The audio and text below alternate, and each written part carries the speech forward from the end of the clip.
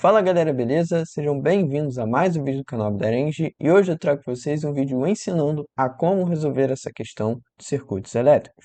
Então, antes de mais nada, peço para vocês curtirem, compartilharem e se inscreverem, além de seguir o Instagram do canal, cujo link vai estar na descrição. Então não deixem de passar lá que eu estarei postando conteúdos a mais e complementares ao conteúdo que eu ensino aqui no canal no YouTube, beleza? Então vamos lá, pessoal.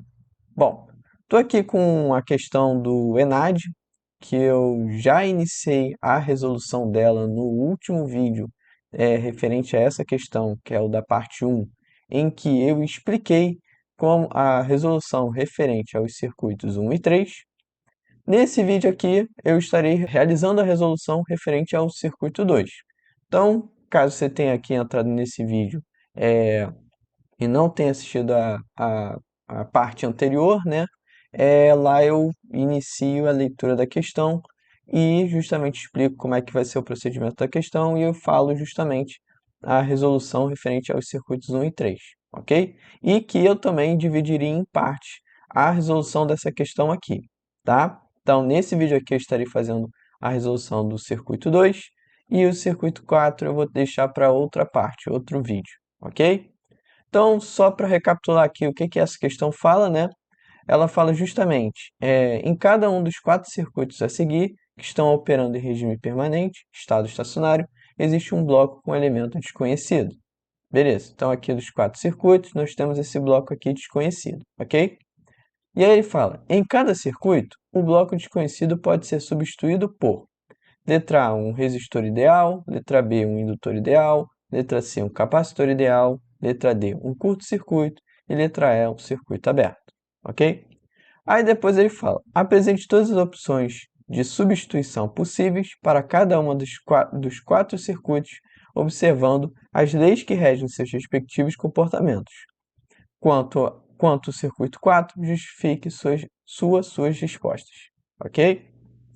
Então, no caso aqui, essa questão aqui, de forma resumida, ela consiste em analisar nos 4 circuitos quais das opções aqui, A, B, C, D e E, a gente pode substituir no bloquinho desconhecido, que vai ser uma substituição válida, tendo conhecimento dos sinais e medidas que ele apresenta, tá? E também os valores dos componentes que estão também incluídos nos circuitos deles, entendeu? Então é para a gente descobrir quais desses componentes é capaz de substituir nos circuitos o bloquinho desconhecido e ser adequado com os sinais e medições que ele quer que tenha, ok? Então no caso aqui a gente vai estar resolvendo o circuito 2, fazer a resolução referente ao circuito 2, beleza? Então vamos lá. Bom, pessoal, vamos começar da mesma maneira que a gente fez com os circuitos 1 e 3, através de uma análise do circuito que a gente vai trabalhar. E o primeiro detalhe que a gente pode observar é que, diferentemente dos circuitos 1 e 3, o circuito 2 ele é alimentado com uma fonte de tensão alternada, como vocês podem observar aqui. E que também os sinais que ele mediu, que tanto da fonte que está alimentando quanto da corrente que está percorrendo o circuito, são justamente são justamente senoides, sinais alternados, né? Como vocês podem observar aqui em cima do circuito. E que, já adiantando, a corrente aqui, no caso, ela está adiantada em relação à tensão. A gente vai ver melhor isso.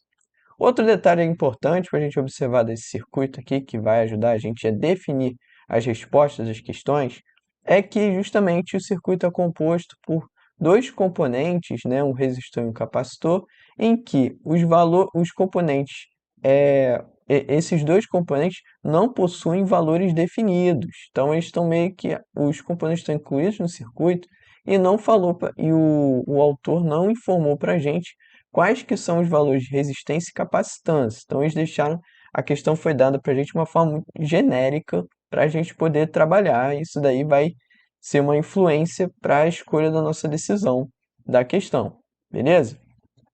Então, vamos lá, vamos partir realmente para os passos para resolver essa questão. E antes disso, né, antes de partir para os passos, eu tinha comentado que justamente a corrente ela estaria adiantada em relação ao sinal da tensão que está alimentando o circuito. Ela está alimentada com um valor de 0,523 radianos. em que eu já vou adiantar aqui para os nossos cálculos, que passando de radiano para graus, a corrente, ela na verdade estaria também, em uma outra forma de escrever, adiantar de 30 graus. Beleza? Tá. Vamos começar aqui então, finalmente. O circuito, então, a gente pode observar que o circuito está operando em corrente alternada, justamente por causa da fonte de tensão alternada que está alimentando o circuito, com uma frequência ômega, né, uma frequência angular de 377 radianos por segundo, como a gente pode observar no valor que está multiplicando o T dentro das funções de senoide dos dois sinais, de tensão e corrente, certo? Então, indica que a frequência angular o que opera no circuito é de 377 radianos por segundo, ok? Beleza. E aí, tendo esse conhecimento, vamos partir então para passar os sinais conhecidos, ou seja, os sinais V e I que ele deu no enunciado, no domínio do tempo para o formato de Fasor. Então, a gente vai passar esses sinais aqui que estão no domínio do tempo, passar para o formato de Fasor. Beleza? Show. Passamos a tensão de alimentação do circuito para justamente formato na forma polar, que é V0, que é o módulo, a amplitude desse sinal, que a gente não conhece, reescreve o V0, justamente, e a fase dele é de 0 graus, já que a gente não tem nenhum ângulo aqui sendo somado dentro do parênteses do seno. Beleza? Então fica aqui nesse formato, na forma de Fasor. Beleza? A corrente, mesma coisa, a amplitude dela está desconhecida, está sendo chamada de I0, então eu vou escrever no módulo, dentro da forma polar do fasor da corrente, como sendo I0. Já a fase que ele tinha informado aqui como 0,523 mais 0,523, como eu passei para radiano, eu vou estar escrevendo em graus. Então, isso aqui representa justamente um adiantamento de 30 graus. Show. Aí, a gente observa, como eu tinha comentado antes, que a corrente está adiantada em relação à tensão. Ou seja, a corrente que está percorrendo o circuito, ela está adiantada em relação à tensão que está alimentando o circuito. Beleza? Então, a gente nota que a corrente adiantada em relação à tensão. Beleza?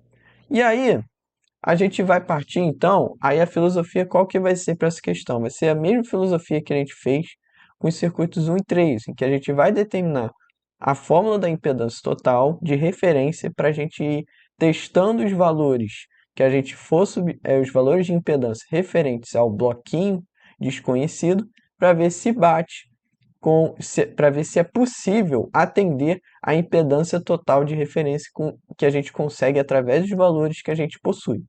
Então, no caso aqui, se a gente for fazer a impedância total desse circuito, aplicando a lei de Ohm, ela vai ser justamente a divisão da tensão pela corrente, no caso, a tensão total que está alimentando o circuito, dividido pela corrente total que está percorrendo o circuito.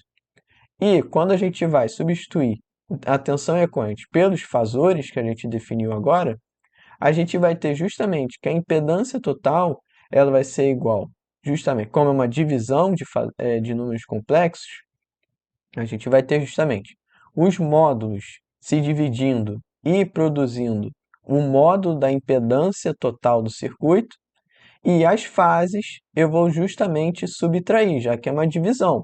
Então, eu vou ter 0 menos 30 graus, então eu vou ter a fase da impedância total como sendo de menos 30 graus. E assim a gente define justamente o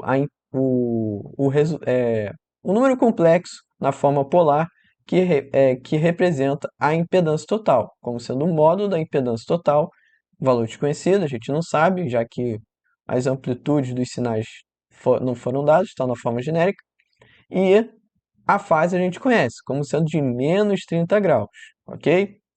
Beleza. E aí, a gente também pode escrever, como a gente fez com os circuitos 1 e 3, escrever a fórmula que calcula também, a partir dos componentes presentes no circuito, a impedância total do circuito, que é justamente, quando a gente tem aqui, como vocês podem observar aqui no circuito, nós temos um paralelo da resistência com o bloco desconhecido em série com o capacitor, certo?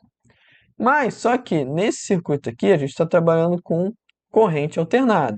Então, no caso aqui, esse capacitor ele não vai tender ao infinito, como a gente viu no vídeo anterior. Ele vai ter justamente impedância capacitiva, ou seja, ele vai ter uma impedância, que vai ser impedância capacitiva, beleza? Tá. No caso aqui, nesse paralelo aqui, a gente vai ter o resistor em paralelo com o bloco desconhecido, em que eu vou estar justamente escrevendo todo o resultado da impedância presente nesse circuito como sendo o resultado do paralelo do R com o bloco desconhecido, como vocês podem ver aqui, como sendo R vezes a impedância desconhecida divididos por R mais a impedância desconhecida, o produto dividido pela soma, mais a impedância do capacitor, ok? Já que está em série com esse paralelo, ok? E aí eu vou especificar, substituir mais, deixar mais específico, né, o que é a impedância do capacitor, porque nós sabemos que a impedância do capacitor é menos J vezes a reatância capacitiva do capacitor. Beleza? E assim a gente finalmente escreve os dois formatos da impedância total desse circuito aqui, e a partir de agora a gente vai ir, através de testes de hipótese, substituindo os componentes da questão aqui no lugar da impedância desconhecida, para ver se é possível atingir esse formato aqui da impedância, sendo ela um modo desconhecido, mais a fase sendo de menos 30 graus, ok? Então vamos lá, pessoal. Bom, escrevi aqui de novo, né? Agora eu igualei os dois formatos, né, do resultado do paralelo dividido pela soma mais o capacitor em série com o formato na forma polar, em que eu já adianto para vocês o que a gente vai trabalhar nessa questão com o que dá, né, para a gente poder tomar uma decisão dos componentes cabíveis para esse circuito. Justamente, a gente vai estar trabalhando com a fase, que é o único valor conhecido que a gente pode adotar como referência, já que o módulo a gente não conhece, então a gente não pode trabalhar ele utilizar ele como referência para uma decisão. Então, no caso aqui, o nosso objeto de referência vai ser o menos 30 graus. E justamente, quando a gente for realizar uma análise para cada caso, o resistor, indutor, capacitor, curto-circuito, circuito aberto, a gente vai ver, substituindo cada um deles, a gente vai verificar se, substituindo na forma aqui da subtração, aqui que a gente pode ver, que a gente viu dos componentes, se é possível atender essa fase de menos 30 graus na impedância total. Vocês vão ver melhor. Vou, por exemplo, começar aqui pelo resistor ideal. Então, no caso aqui, peguei aqui a fórmula que eu tinha escrito aqui em cima da comparação dos dois formatos, e no lugar da impedância desconhecida, eu substituí pela resistência desconhecida, já que a gente vai estar trabalhando com um resistor ideal. Então, no caso aqui, o resistor ideal, eu vou estar substituindo no lugar da impedância desconhecida um valor de resistência, referente a uma resistência. E essa resistência é desconhecida. Beleza? E aí, analisando esse produto dividido pela soma, eu vou estar chamando de REC, uma resistência equivalente, em que justamente o produto de resistências dividido pela soma das resistências é igual a justamente uma resistência equivalente. Que, como eu vou explicar, trabalhar com fases, né, vou estar visualizando o comportamento das fases, eu justamente vou escrever a REC no formato polar. Então, onde que ela vai ter um módulo, e como é uma REC, ou seja, é um produto, um valor, né, puramente real, a fase eu vou estar escrevendo como 0 graus. Então, beleza, aí eu vou substituir. Então, no caso aqui, eu vou estar substituindo o produto dividido pela soma pelo número complexo referente à REC, que vai ser justamente simbolizando esse formato aqui, o módulo de REC de ângulo de fase 0 graus. Beleza? E aí, o que eu vou fazer depois? Eu vou estar escrevendo justamente esse termo aqui na esquerda, a gente tem aqui um número complexo, concorda comigo? Onde que a parte real é a REC e a parte imaginária é o menos reatância capacitiva, ok? E aí, isso aqui está na forma retangular. Eu vou estar escrevendo isso aqui na forma polar. Então, como é que eu vou escrever isso aqui na forma polar? Bom, eu faço a raiz quadrada do quadrado da soma dos quadrados da parte real e da parte imaginária. Então, vai ficar desse formato aqui, que a gente já sabe passar da forma retangular para polar, que o módulo fica dessa forma. E a fase vai ser justamente o arco tangente da parte imaginária divididos pela parte real, que a parte imaginária foi menos xc e a parte real é o rec, ok? E isso aqui vai ser justamente igual ao módulo da impedância total ângulo de fase menos 30 graus, beleza? Show! Pronto, definimos aqui um formato. Agora, o próximo passo é a gente trabalhar com as fases, já que os módulos a gente não tem como utilizar, criar uma base aqui de uma conclusão, só com as fases que a gente conclui alguma coisa. Então vamos lá. E aí coloquei então a igualdade que a gente tinha estabelecido anteriormente, e o que a gente vai fazer agora vai ser o procedimento de comparar os dois lados da igualdade, onde que a primeira coisa que a gente pode afirmar é que, então, o cálculo do modo da impedância total vai ser justamente igual ao resultado da raiz quadrada dessa raiz quadrada que a gente vê na esquerda, raiz quadrada de rec ao quadrado mais xc ao quadrado. Mas aí, quando a gente for agora, o principal foco para a gente tomar uma decisão quanto à hipótese do resistor ideal vai ser justamente comparar o arco tangente a fase que a gente tem aqui em função de xc e rec para ver se justamente é possível atingir o menos 30 graus que a gente quer. E aí, quando a gente analisa esse arco tangente aqui, a gente conclui que, como o xc e o rec desses termos aqui da função do arco, que estão dentro da função do arco tangente, são positivos, a gente percebe que, primeiro, esse arco tangente aqui, ele nunca vai ser, então, ele nunca vai dar um valor igual a um valor maior do que zero, nunca vai ser positivo. Por quê? Porque como esse xc e esse rec são positivos, o menos aqui de dentro ele não vai sair. E vai fazer com que esse arco tangente aqui justamente dê um arco tangente e vai justamente calcular uma fase negativa. Ou seja, a coisa que a gente conclui é de que o arco tangente aqui desse lado da igualdade sempre vai ser negativo, ok? Ele vai ser sempre menor do que zero, o que é um ponto bom, já que a gente está querendo uma fase negativa, tá? Agora a gente tem que refletir se é possível atingir o ângulo de fase de 30, né? O menos 30 graus. E aí, quando a gente pensa agora nesse arco tangente, a gente tem que refletir sobre os limites, tá? E esse arco tangente, ele vai estar justamente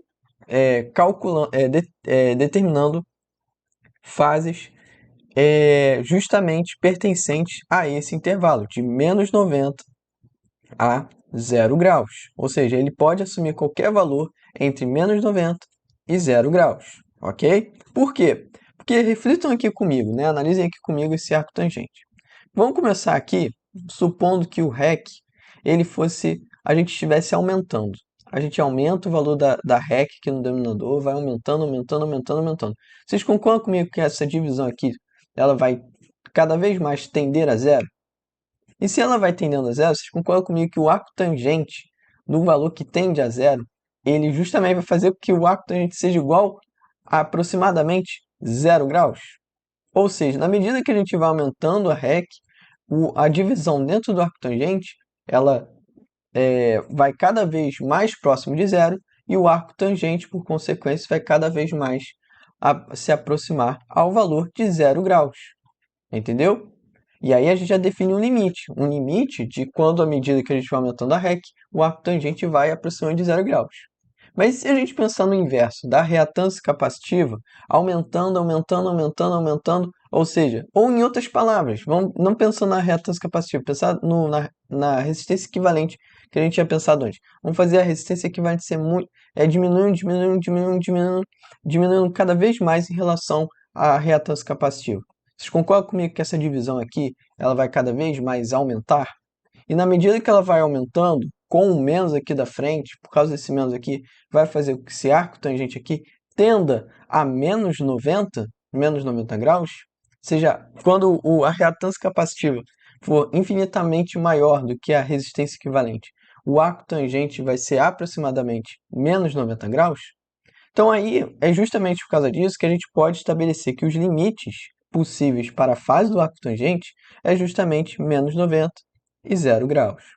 E aí a gente entende que agora, com essa conclusão dos limites, a gente percebe que o nosso ângulo desejado, de menos 30 graus, pertence ao intervalo possível estabelecido com um circuito tendo um resistor ideal no lugar do bloco desconhecido. Beleza?